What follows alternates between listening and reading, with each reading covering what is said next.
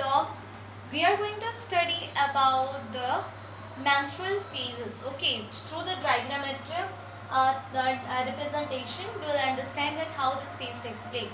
In the last vlog already I have explained you what are the different phases, what are the different changes which is occurring in the uterus, and along with that we have studied that how the hormones are regulating this all particular changes. Okay, so we will see all these relations in within this diagram itself. The same thing are there, only through the diagram we are going to see this, and this is very important topic. Student, we can see here the first event I have written here, ovulation. This is the event where the ovarian, this function is occurring in the ovary. Okay, in the ovarian cavity, or we can say the ovary. So this is an ovarian event. This particular is an ovarian event. On the another side here we can see FSH is there, and one more we need to mention here, that is the LH. This one is for, this is the upper one is the FSH and this is LH. Okay, so this is the level of the hormones. We can see somewhere it is exceeding and moving down. Okay, and next one here we can see here the process is there, or ovarian hormone. The hormone, ovarian hormone, means the hormone which is secreted in the ovary, that is there, that is estrogen and progesterone. We are knowing where it is being secreted in milk phase. Next one here you can see a structure like this. This is the actually the width or the size or the thickness of the endometrium it is showing. Okay, it is an uterine event, and that is, this is the thickness of the endometrium.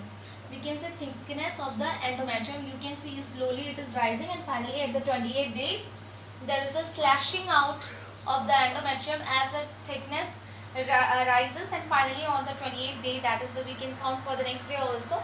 So from where the mucus will get released out. Okay, so we can see here the, and the days have been counted as, we are knowing three phases are there: menstruation phase is there, follicular phase is there, and luteal phase is there. So on the basis of counting it is being done. So similarly the counting is there, that is on an average 3 to 5 days menstruation finishes. From that day 5th to the day 15th or 14th we can take over. Follicular phase is there, and from the next 15 to the 28th or the 29th day we can take on an average, that is the luteal phase is there. So let us see the changes which is occurring from this one. It is clear, I think. This ovum or primary oocyte is being converted into the secondary oocyte, and finally ovum is formed. Right, finally the ovum is formed inside, and this is the complete Graafian follicular structure where the ovum is present, and finally it is ready for coming out of the Graafian follicle. This Graafian follicle will burst. We can see a bursting is there, and ovulation is taking place. That means formation of ovum is taking place. That is in the day 15th till 15th of the day. That means in the 14th day we are knowing that ovum is formed completely and is about to release. So therefore on an average of 15th has been taken on the diagram to show the ovulation.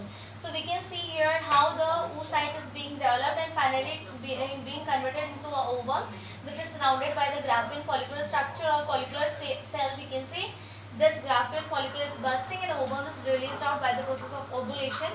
It is released out from the ovary also. Finally what this, after bursting out, this granulosa cell is forming a yellow color body. We are knowing that, that is known as, yes of course, corpus luteum. So this corpus luteum is being formed. After corpus luteum will secrete what? It will secrete the progesterone hormone, and finally it will also degenerate at the end of the cycle, that is the 28th day or the 29th day. As per it will the day will arise, the progesterone will decrease its level, as well as the corpus luteum will degenerate. Okay, so we can see there, as per on the counting of the days we are knowing the level of the hormone is also increasing. So we can see FSH and LH till the 14th day. We can see this is line is showing the 15th day. Till the 14th day the FSH and LH level is rising, isn't it? We can see there is a rise of level in the 14th day here, and then its level decreases after the 15th day, 18th, we can count like that. So till 28th day, when the 28th day is about to come, or is nearer, then the FSH and LH level will decrease. You can see from the here. Okay, and at the same time this all function is taking place. Means this all function is taking place at the same time when the days arises and the days is passing on. This is happening. Okay, so at the same time what will happen? The estrogen level is not rising till the 14th day, but it will rise here. Okay, till now it has been not till here. We can say till the 7th, 8th, 9th day the level is not rising, but as it is nearer, that is on the nearer to the 14th day, the level is rising too much. We can say there is a rise of level estrogen, progesterone helping out in the thickening of the endometrium. We are knowing that is the innermost layer of the uterus, and finally it is raising, and here on the 28th, 29th day it is raising and then decreasing. 28th day we cannot say, but near to it, that is the 25th, 26th, 27th day, the level will rise, and then there will be the decreased level of it, because this progesterone will send signal to the hypothalamus gland to relax, so that it will not produce gonadotropin releasing hormone, and it will not stimulate the pituitary, and there will be no secretion of FSH and LH, and hence this whole cycle will come to at rest for a while. Okay, finally at the same time what is happening, 1 to 5th day there is a slashing out. We are knowing that is the menstruation phase, that is marked by the release of the mucus from the endometrium by the breaking down of the inner lining of the metrium. So this is a splashing out of the mucus, releasing out on an average of 5th day we have taken, that is the menstruation phase. Then there is a recovery, or we can say repair of the endometrium taking place. We can see the thickness is increasing.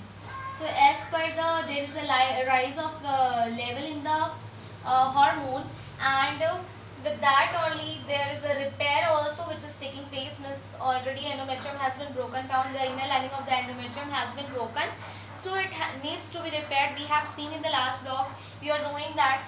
So there is a level, the thickness of the endometrium is increasing, we can see, and finally on the 28th day or the 29th day we can say that is breaking down again due to the raise in the level of LH. What will happen? The level will we can say all the hormones is raising at that time. So with the increased level of the progesterone, finally the endometrium lining will break, the thickness will break down by the release of the mucus, and the cycle will again start from the first, second, third. We can see in this way the various changes is occurring, and again the cycle will be repeated in the next month or in the next 28 days it will be accomplished. Okay, I hope student this diagram is very much clear to you people, and it is very important. Please go thoroughly towards it, because the question is being arise from this sections. Okay, so okay student, thank you. Have a nice day to everyone.